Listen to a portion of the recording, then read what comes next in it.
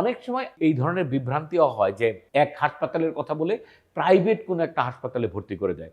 এমন এই ঘটনা আমরা অনেক সময় বিভিন্ন বড়, বড় হাসপাতালের পাশে কোনো একটা হাসপাতালের ক্ষেত্রে দেখি যে কেউ আছে সেটা হলো এই হাসপাতালের কথা বলে মানে আমাদের সহজ সরল মানুষদেরকে বা তাদের আত্মীয়স্বজনকে নিয়ে এমন এক জায়গায় হাজির করে, সেখানে না থাকে কোনো কনসালটেন্ট, না থাকে কোনো আধুনিক বলতে মানে চিকিৎসার যেই সমস্ত সুযোগ সুবিধা সেটা। এই ব্যাপারে অবশ্যই সচেতন থাকবেন। আরেকটা বিষয় আমি এটা প্রাসঙ্গিক বলে বলছি যে আমরা অনেক সময় মনে করি যে পাবনা মানসিক হাসপাতাল যেটাতে আছে সেখানে বোধহয় আমরা নিয়ে গেলে অনির্দিষ্টকালের জন্য ভর্তি করবে। না, সেটাও সত্যি না।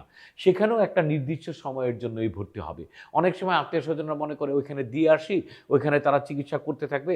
আমাদের বাসা থেকে আর রাখার দরকার নাই। আমরা শুধুমাত্র যখন দরকার খবর নিব, যখন দরকার সাপোর্ট দরকার সেটা দিব। সেটা দিয়ে হয়ে যাবে। না, এটাও একটা ভুল ধারণা। এটাও একটা সাধারণ হাসপাতাল। অবশ্যই মানসিক হাসপাতালের জন্য অনেক বড় হাসপাতাল এবং এখানে অনেক রকমের সুযোগ সুবিধা আছে। অনেক ভুল ধারণাও আছে।